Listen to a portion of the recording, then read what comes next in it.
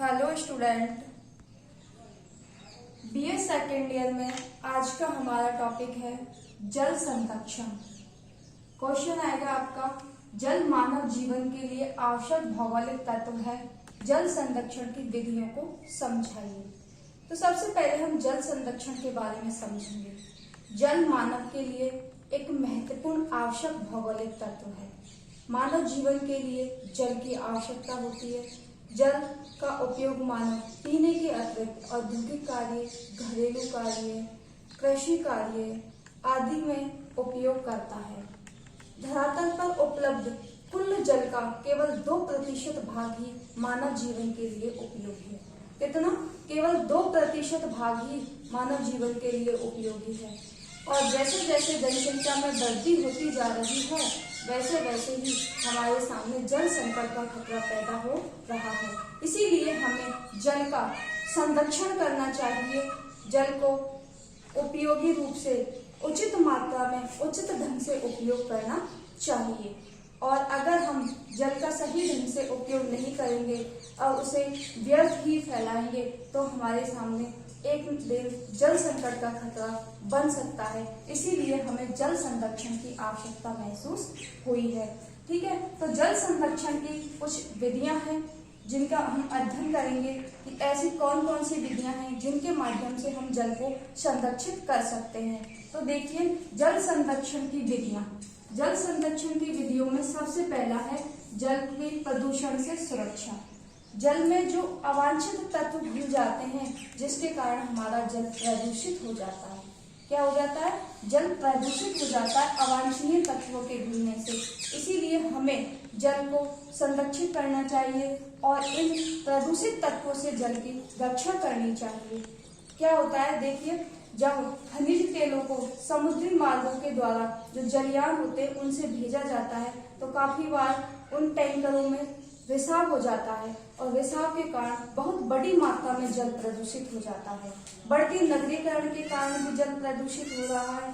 सन 2002 में स्पेन के निकट एक खनिज तेल से भरा हुआ टैंकर जल में डूब गया था, जिसके कारण बड़ी मात्रा में हमारा जो जल है वो प्रदूषित हो गया था। इसीलिए हमें ऐसे तत्वों को समुद्री भागों में जाने से रोकना चाहिए जिससे हमारा जल प्रदूषित न हो। तो ऐसे खनिज तेल से युक्त या ऐसे अवांछनीय तत्वों को जल में जाने से रोकना चाहिए और हमारे जल को संरक्षित करना चाहिए। तो जल प्रदूषण से सुरक्षा करनी चाहिए जल की।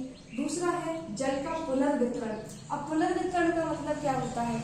देखिए, कुछ भाग ऐसे होते हैं जहां पर वर्षा अधिक होती है, जल पर्याप्त मात्रा में उपलब्ध होता है, लेकिन कुछ भाग ऐसे भी होते हैं जहां पर जल कम मात्रा में पाया जाता है। फॉर एग्जाम्पल के लिए भारत का जो उत्तरी पूर्वी भाग है, जो मेघालय, मणिपुर, मिजोरम, अरुणाचल प्रदेश वाला भाग, तो पश्चिमी जो पूर्ववर्ती भाग है, पूर्वी पहाड़ी क्षेत्र है, वहां पर पर्याप्त वर्षा होती है। लेकिन जो भारत का पश्चिमवर्ती भाग है उसमें वर्षा कम होती है, मरुस्थलीय क्षेत्र है, वहां जल का अभाव पाया गया है। तो कुछ भाग ऐसे हैं जहाँ पर जल पर्याप्त मात्रा में पाया गया है, कुछ भाग ऐसे हैं जहाँ जल का अभाव है।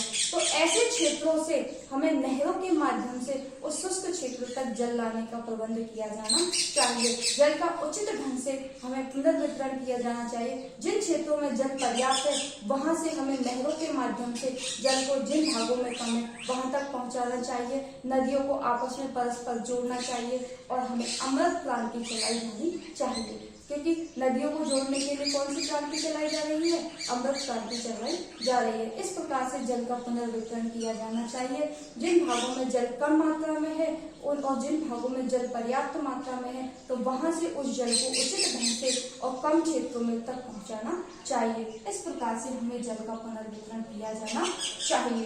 अगला है भूमिगत जल का विवेकपूर्ण उपयोग। तो पृथ्वी के आंतरिक जल स्रोतों से प्राप्त होने वाले जल को हम भूमिगत जल कहते हैं। ये धरातल से 4000 से अधिक मीटर की गहराई पर पाया जाता है। मानव इसका निरंतर ग्रोबिंग कर रहा है, जिसके कारण जल जो भूमिगत जल है वो समाप्त होता जा रहा है। इसीलिए हमें इस भूमिगत जल का विवेकपूर्ण ढंग से उपयोग करना चाहिए। इसे उचित मात्रा में उपयोग करना चाहिए, क्योंकि अगर हमारे भूमिगत जल का स्तर घट गया तो काफी लंबा वक्त लग जाता है उस जल स्तर को बढ़ाने में। इसीलिए हमें भूमिगत जल का उचित मात्रा में, उचित ढंग से उपयोग करना चाहिए। अगला है सिंचाई के लिए उन्नत विधियों का उपयोग। तो हमारे जल का जो हमारे धरातल पर जल पाया जाता है उसका 70% भाग हम सिंचाई कार्यों के लिए करते हैं। कितने प्रतिशत भाग जल का उपयोग करते हैं सिंचाई के लिए? 70% जल का उपयोग सिंचाई कार्यों के लिए किया जाता है। और यदि हम देखिए सिंचाई में काफी मात्रा में जल व्यर्थ रूप से बह जाता है, व्यर्थ चला जाता है। अगर हम इसे सही ढंग से उचित विधियों के माध्यम से प्रयोग करें, जैसे सिंचाई के लिए हमें बूंद बूंद प्रणाली अपनानी चाहिए, फव्वारा पद्धति अपनानी चाहिए, जिससे हम जल को संरक्षित कर सके और इससे 50% जल को हम कम से कम सही ढंग से उचित रूप से उपयोग कर लेते हैं अगर हम उचित विधियों का प्रयोग करें तो। अन्यथा अगर साधारण विधि से हम सिंचाई करें तो उसमें काफी मात्रा में जल अपव्यय होता है। इसीलिए हमें नवीन तकनीकी के माध्यम से, उन्नत विधियों के माध्यम से सिंचाई प्रणाली अपनानी चाहिए। बूंद बूंद सिंचाई प्रणाली के आधार पर हमें सिंचाई करनी चाहिए खेतों की। इसके अलावा फव्वारा पद्धति के माध्यम से भी हम काफी मात्रा में जल की बचत कर सकते हैं। तो इस प्रकार से हमें उन्नत विधियों का उपयोग करना चाहिए। अगला है हमारा वृक्षारोपण। वृक्षारोपण से हम जल संरक्षण कैसे कर सकते हैं? तो मैंने आपको एक बात ये बताई थी नेक्स्ट वीडियो में भी कि वृक्ष वर्षा कराने में सहायक होते हैं, जिससे अगर वर्षा होगी तो वहाँ आर्द्रता पाई जाएगी और वहाँ का जल स्तर भी ऊंचा उठेगा। उठेगा या नहीं उठेगा? उठेगा ना। तो इस प्रकार से वृक्षारोपण के माध्यम से हमारा जल स्तर उच्च होता है और जहाँ पर अधिक वृक्ष होंगे वहाँ की जलवायु भी अनुकूल पाई जाएगी, आर्द्र पाई जाएगी। और तो इसीलिए हमें अधिक से अधिक वृक्ष लगाने चाहिए और वृक्षों के माध्यम से हम जल को संरक्षित कर सकते हैं, क्योंकि वृक्षों की जड़ें हैं वो वर्षा जल को संग्रहित करती हैं और पृथ्वी के आंतरिक भाग तक उसे पहुंचाती हैं, जिससे पृथ्वी के आंतरिक भाग में नमी बनी रहती है। इस प्रकार से वृक्षारोपण के माध्यम से भी हम जल को संरक्षित कर सकते हैं, क्योंकि वर्षा का जल अगर वृक्ष नहीं होंगे तो व्यर्थ रूप से बहेगा, अपशिष्ट के रूप में बहेगा, और अगर वृक्ष होंगे तो वृक्षों की जड़ें उस जल को अवशोषित कर लेंगी। और अगला है हमारा कृषि के रूप में परिवर्तन, कृषि प्रतिरूप में परिवर्तन। तो होता क्या है कि हमें जहाँ जैसी जलवायु पाई जाती है वहाँ वैसे ही कृषि प्रतिरूप को अपनाना चाहिए। इससे हम जल का बचाव कर सकते हैं। जैसे अगर जिन भागों में कम वर्षा हो रही है तो वहाँ पर मोटे अनाज की कृषि करनी चाहिए, और जिन भागों में ज्यादा वर्षा हो रही है वहाँ पर अधिक जल वाली फसल अधिक जल वाली फसल उत्पादित करनी चाहिए। ऐसा नहीं कि जिन भागों में कम वर्षा हो रही है वहाँ हम सिंचाई के माध्यम से भी हम अधिक जल वाली फसल उत्पादित कर रहे हैं। इससे जल का अधिक खर्चा आता है और हमें इसीलिए कृषि प्रतिरूप में परिवर्तन करना चाहिए। जहाँ की जैसी जलवायु है वहाँ वैसी ही कृषि फसलों का उत्पादन हमें करना चाहिए। अगला है बाढ़ प्रबंधन। तो बाढ़ के माध्यम से भी, बाढ़ पर हमें रोक लगानी चाहिए, क्योंकि बाढ़ के माध्यम से भी काफी मात्रा में जल हमारा व्यर्थ रूप में बह जाता है। इसीलिए हमें जिन क्षेत्रों में बाढ़ आती है वहां पर उचित रूप से बांध बनाने चाहिए और उस बाढ़ के जल को उसमें संग्रहित करना चाहिए।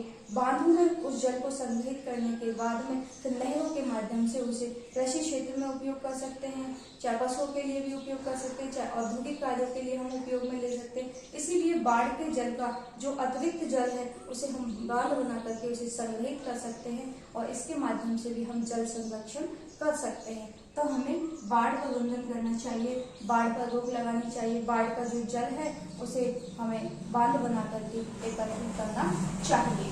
अगला है उद्योगों में जल की बचत। तो हमारा कम से कम 23% जल है वो उद्योगों में काम आता है। उद्योगों में कुछ विशेष उद्योग है, जैसे रंगाई छपाई उद्योग, चमड़ा उद्योग, इसके अलावा लोहा इस्पात उद्योग में भी हम जल का उपयोग करते हैं। लोहा को, जो गर्म लोहा होता है उसे ठंडा करने के लिए, पिघलाने के लिए हम जल का उपयोग करते हैं। तो इस प्रकार 23% जल हमारा उद्योगों में काम आता है।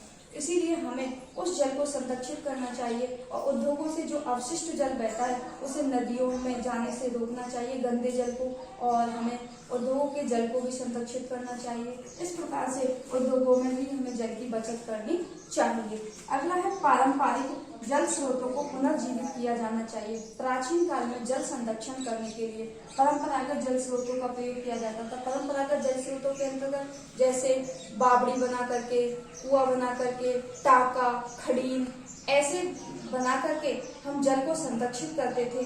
उन विधियों को हमें अब वर्तमान में उन्हें अपनाना चाहिए। टाका बना करके वर्षा के जल को संरक्षित करना चाहिए और इसके अलावा कुआं, बावड़ी बना करके भी हमें जल संरक्षित करने चाहिए। भूमिगत जल के स्तर को बढ़ाना चाहिए। इस प्रकार से परंपरागत जल स्रोतों को पुनर्जीवित किया जाए और हमें जल को संरक्षित करना चाहिए। इस प्रकार से ये जल संरक्षण की विधियां हैं। जल संरक्षण की विधियों के अंतर्गत हमें जल को प्रदूषण से बचाना चाहिए और हमें जल को अवांछनीय तत्व जो जल में घुल जाते हैं उनसे रोकना चाहिए और जल का पुनर्वितरण किया जाना चाहिए। जिन भागों में अधिक मात्रा में हमें जल प्राप्त होता है उन्हें कम वर्षा वाले भागों में उस जल को नहरों के माध्यम से, नदियों के माध्यम से पहुंचाना चाहिए। भूमिगत जल के स्तर का विवेकपूर्ण रूप से उपयोग करना चाहिए। इसके अलावा सिंचाई के लिए उन्नत विधि बूंद बूंद सिंचाई प्रणाली, फव्वारा पद्धति का प्रयोग करना चाहिए। अधिक से अधिक वृक्षारोपण करना चाहिए जिससे हमारा जल स्तर अधिक उच्च होगा। कृषि के प्रतिरूप में परिवर्तन होना चाहिए। जहाँ पर जैसी जलवायु है वहाँ वैसे ही कृषि फसलों का उत्पादन करना चाहिए। बाढ़ पर रोक लगानी चाहिए, बांध बनाने चाहिए और बाढ़ के जल को हमें एकत्रित करना चाहिए ताकि आवश्यकता पड़ने पर हम उसका उचित ढंग से उपयोग कर सकें। और उद्योगों में जल की बचत करनी चाहिए और परंपरागत जल स्रोतों को पुनर्जीवित किया जाना चाहिए। ये आपके जल संरक्षण की विधि है।